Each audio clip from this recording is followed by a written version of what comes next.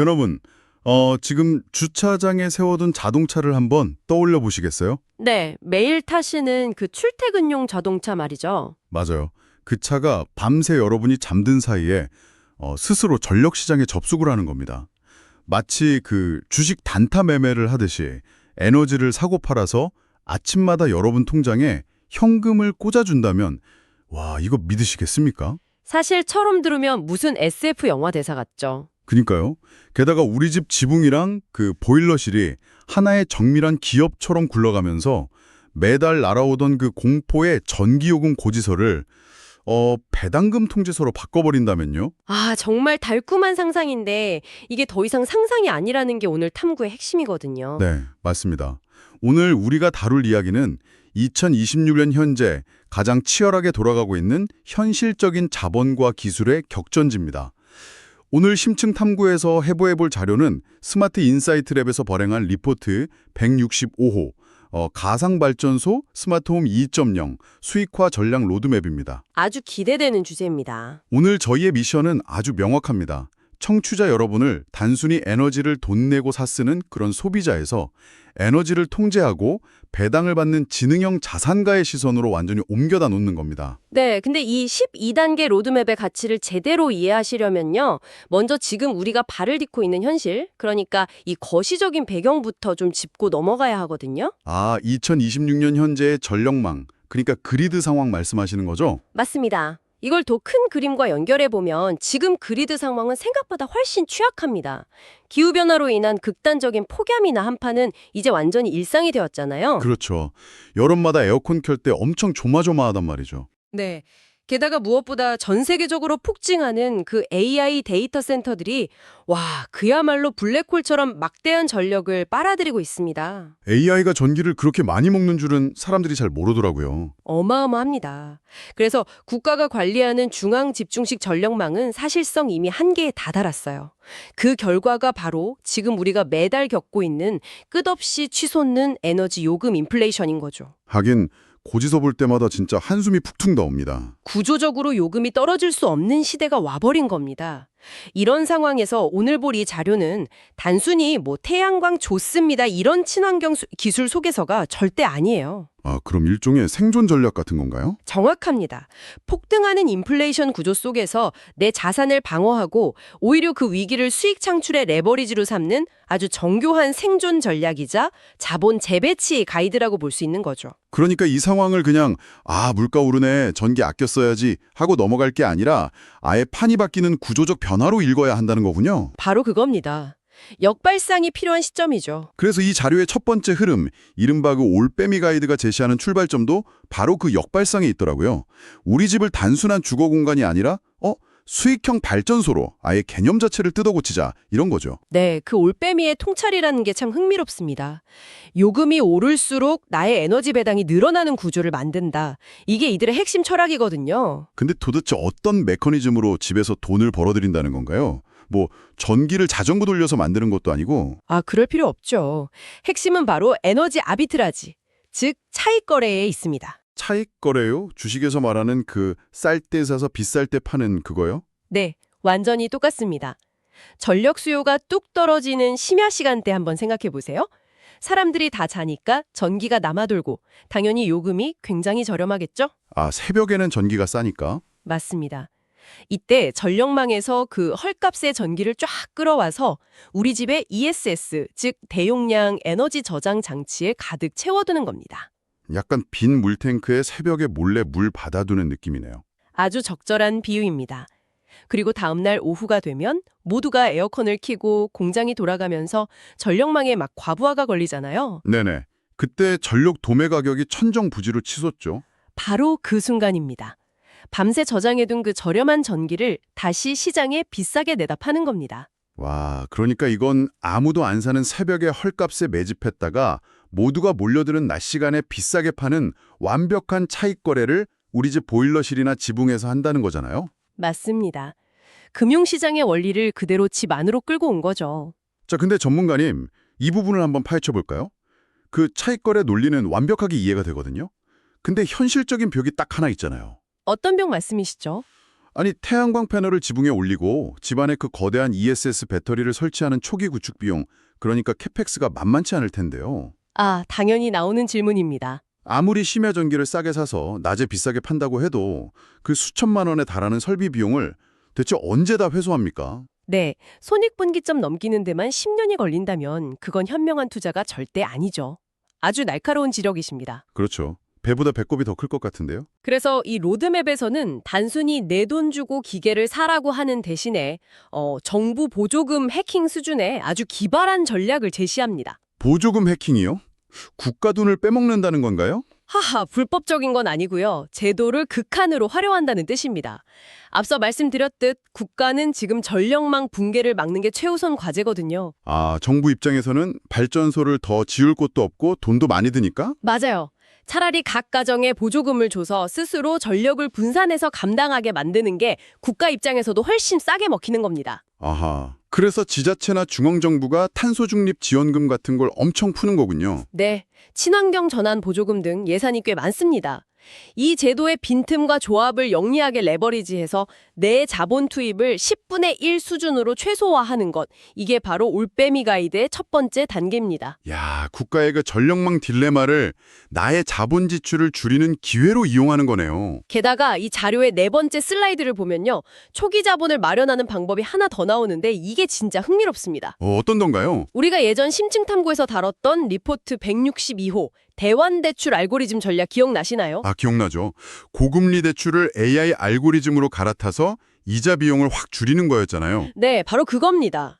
그렇게 매달 아낀 이자 비용을 그냥 소비해버리는 게 아니라 그 잉여 현금 흐름을 이 태양광과 ESS 인프라 구축에 재투자하라는 거죠. 와, 대박이네요.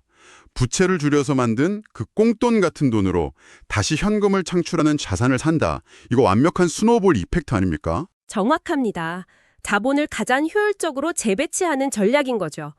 자, 그렇게 해서 이제 하드웨어가 준비되었다고 한번 가정해 보겠습니다. 네, 지붕에 패널이 있고 집안에 대용 배터리가 생겼습니다. 하지만 하드웨어만으로는 스스로 돈을 벌 수 없습니다.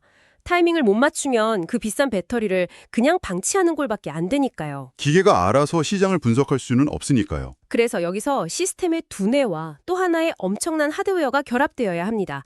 바로 리포트의 두 번째 파트, 사슴 가이드에서 다루는 V2G 기술과 HEMS 시스템이죠. 진짜 흥미로워지는 지점은 바로 여기예요. 아까 제가 오프닝에서 청취자 여러분께 질문 던졌던 주차장의 그 자동차 이야기 말입니다. 네, V2G, 그러니까 Vehicle to Grid 기술 표준이죠. 전기를 충전만 하던 전기차를 단순히 이동수단이 아니라 바퀴가 달린 거대한 이동식 ESS로 본다는 거잖아요. 여기서 매력적인 부분은 전기차가 기존에는 감가상각의 대명사였다는 겁니다. 사는 순간부터 가격이 똑똑 떨어지는 자산이었죠. 그렇죠. 굴릴수록 돈 깎는 기계였는데. 하지만 V2G 기술이 적용되면서 전기차가 전력망과 양방향으로 전기를 주고받을 수 있게 됩니다. 배터리 용량 자체가 일반 가정집에서 며칠은 거뜬히 쓸 수 있을 만큼 엄청 크니까요. 근데 전문가님, 이 거대한 자동차 배터리랑 집안의 태양광 시스템에 대체 누가, 언제, 어떻게 통제하나요? 차가 스스로 오늘 전기요금 비싸니까 팔아야지 이러진 않을 거 아니에요. 당연히 인간이 매번 스위치를 켤 수도 없고요.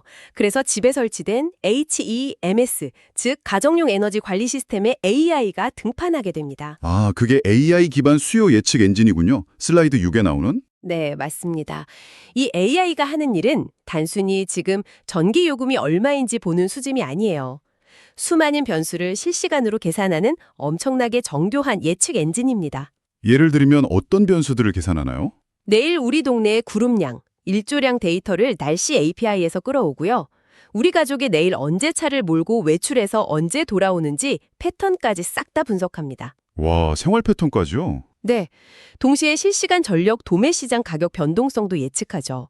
예를 들어서 내일 오후 3시에 폭우가 쏟아져서 태양광 발전이 전혀 안 될 것 같고 동시에 전력 수요는 치솟을 것으로 예측된다면 어떻게 할까요? 미리 전기를 쟁여놔야겠네요. 맞습니다. AI는 오늘 밤 당장 전기차와 집 배터리에 심야 전기를 100% 꽉 채워두라고 명령을 내립니다. 내일 가장 비쌀 때 팔기 위해서죠. 여러분 이거 한번 상상해 보세요.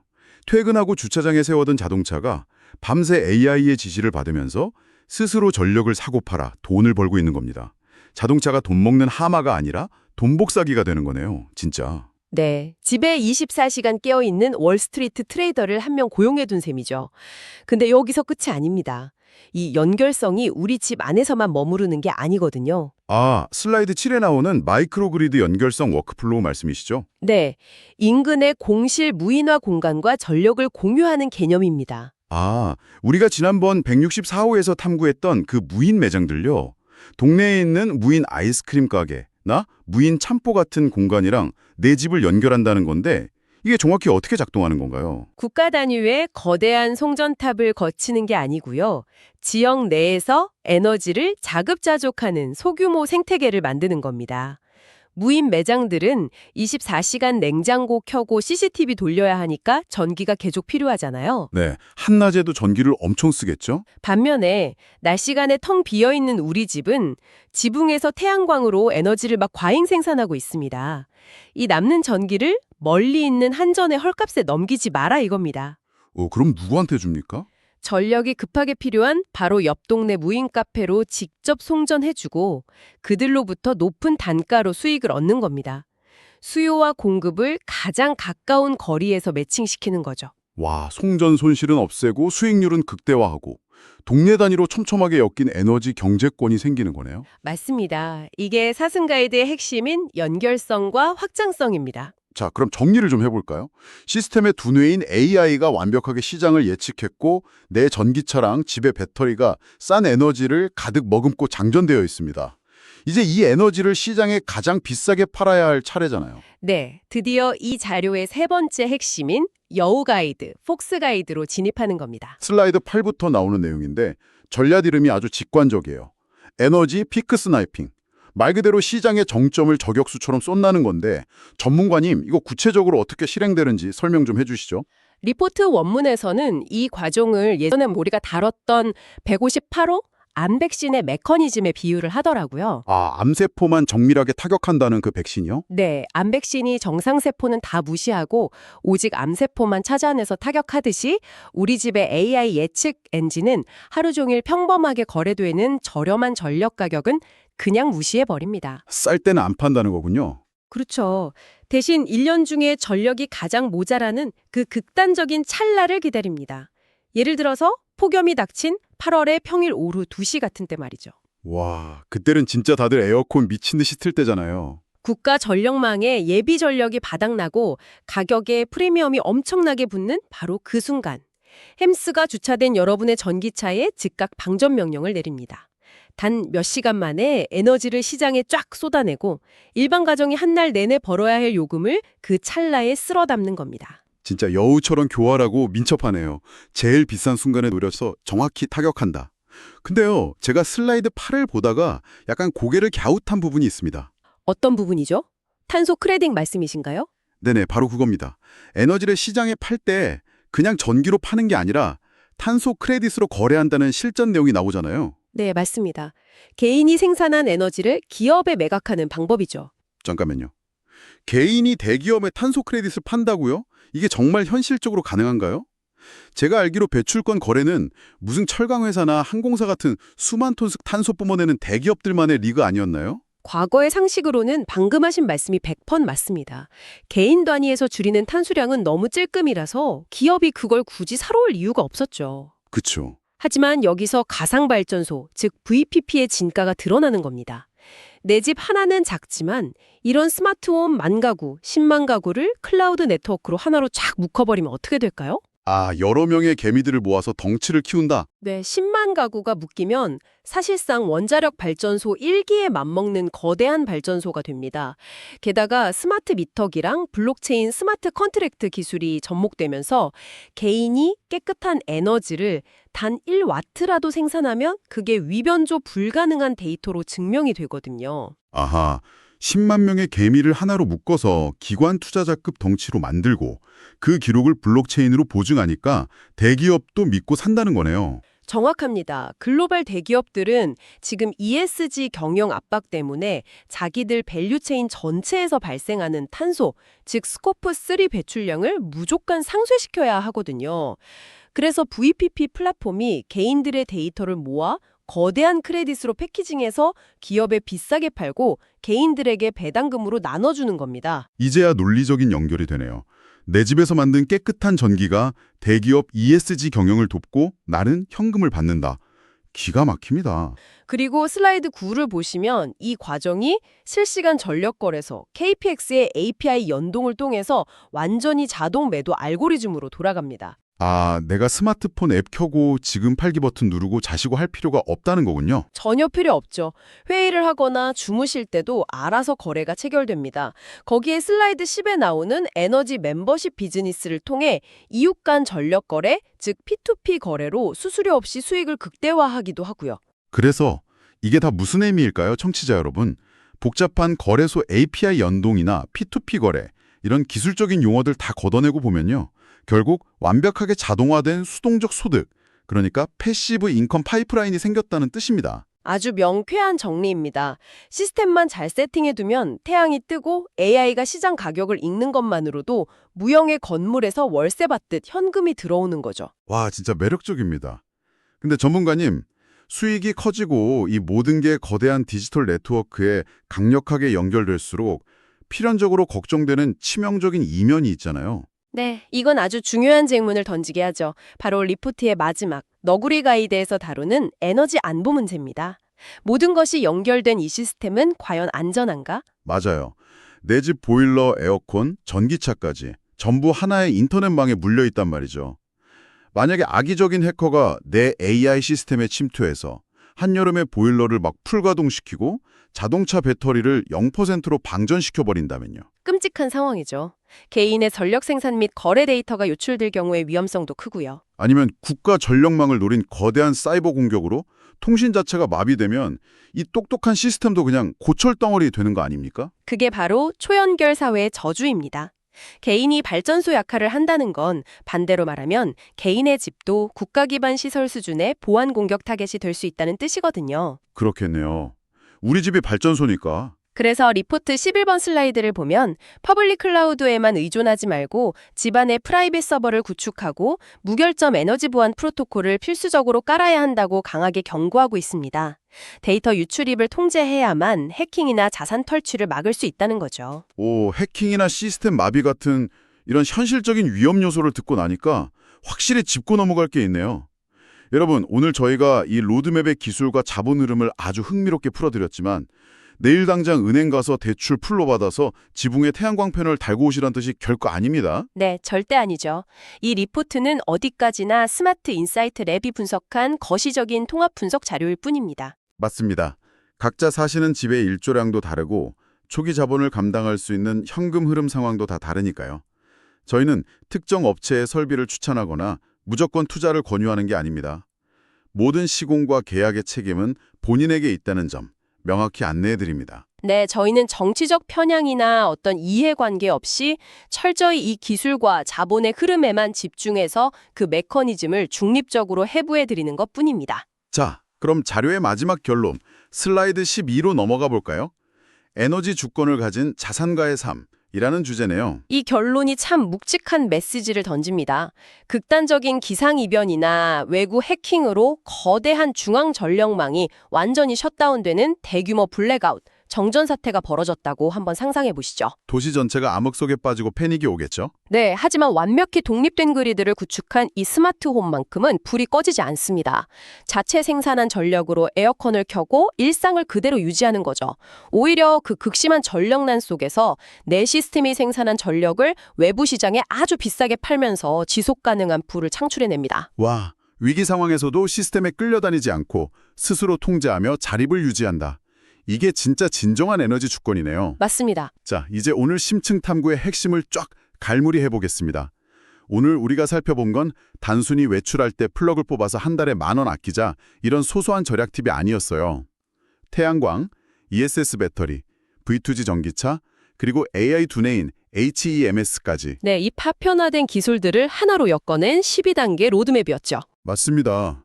집을 1인칭 가상발전소로 탈바꿈시키는 엄청난 청사진이었습니다. 청취자 여러분, 오늘 밤 스스로에게 한번 이 질문을 던져보시면 좋겠네요. 여러분의 집, 그리고 주차장에 고이 모셔둔 자동차는 지금 쉼없이 에너지를 까먹으면서 여러분의 자산을 축내고 있나요?